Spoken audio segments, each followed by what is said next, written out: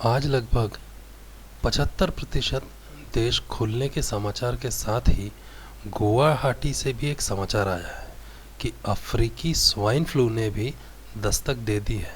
इसका पहला मामला आसाम में पाया गया है। सरकार का कहना है कि राज्य में अफ्रीकी स्वाइन फ्लू का पहला मामला आया है और इससे 306 गांवों में 2500 से ज़्यादा सूअर मारे जा चुके हैं। हालांकि इस शर्तों के साथ देश खोलने की खबर फॉर्मेलिटी के लिए ही है, पर मुझे अफसोस भी है और सोचने को मजबूर भी हूँ कि क्या किसी देश या उसके राज्य सरकारों के पास इतना भी पैसा या आर्थिक संसाधन नहीं है कि वो संकट के समय देश की 10% जनसंख्या को 2 से 3 महीने का पेट भर राशन भी उपलब्ध करा सके। ये सर्वविवादित है कि चीन व अमेरिका दोनों स्वयं केंद्रित देश हैं या अपने फायदे के लिए किसी मित्र देश का भी नुकसान करने से नहीं हिचकते। कोरोना एपिसोड में भी दोनों देशों का रवैया बाकी विश्व के प्रति बिल्कुल भिन्न, गैर जिम्मेदाराना व अशोभनीय है। ऐसा लगता है कि जैसे दोनों ही कोविड-19 के लिए जिम्मेदार हैं। दोनों देश एक दूसरे के प्रति ब्लेम गेम ही खेल रहे हैं। दोनों देशों के जारी स्टेटमेंट बिल्कुल ही गैर विश्वसनीय, झूठी और गीदड़ भभकियों के सिवाय कुछ नहीं है। खास तौर पर ट्रंप चचा तो बिल्कुल भी विश्वसनीय नहीं है और चीन तो कुत्ते की दुम की तरह है। उसका घमंड और स्वयंभू सोच ने आज पूरे विश्व के अस्तित्व को ही खतरे में डाल दिया है। मैं तो ये भी कह रहा हूँ कि कोरोना वायरस चीन का ही बोया हुआ संकट है।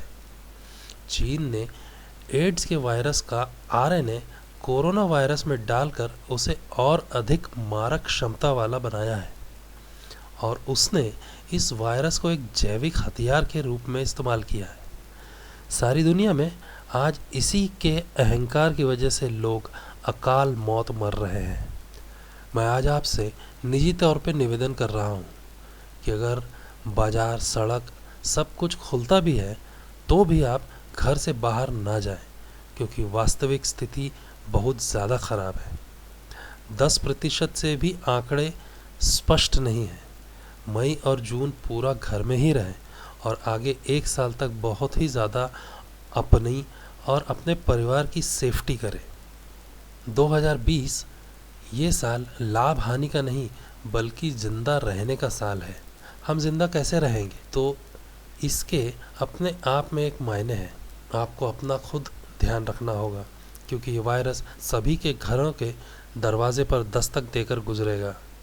अब ये आपके ऊपर निर्भर करता है कि आप उसके लिए दरवाज़ा खोलते हैं या नहीं, क्योंकि सरकार सिर्फ मौत के आंकड़े सरकारी रजिस्ट्री में चढ़ाने का काम करेगी। इसके अलावा उसके पास और कोई उपाय नहीं है। हालत बहुत ख़राब है। अस्पतालों में व्यवस्था नाम की कोई चीज़ नहीं है। जो कर रहे हैं वो खुद डरे हुए हैं और बीमार पड़ रहे हैं। आपको अपनी जान खुद ही बचानी पड़ेगी। स्थिति जितनी बताई जा रही है उससे कई गुना ज़्यादा गंभीर है। इस बात को बिल्कुल भी हल्के में ना लें। आपका कोई करीबी चाह कर भी आपकी मदद नहीं कर पाएगा। आपकी जमा पूंजी सारा पैसा धरा का धरा रह जाएगा। कोरोना होने पर कुछ काम नहीं आएगा। याद रहे, सच्चाई और दवाई दोनों बहुत कड़वी होती है, लेकिन स्वीकार करने में ही समझदारी है। यह अब हमारे जीवन का एक हिस्सा है जिसका असर कई वर्षों तक देखने को मिलेगा, जैसे कि एड्स, कैंसर, पोलियो, टीबी और अब कोरोना। इन सभी बीमारियों में कोरोना संभवतः सबसे ज़्यादा भीषण और घातक है और एक खतरनाक साजिश भी है। समझदार बनिए, ओवर कॉन्फिडेंट नहीं। जय हिंद।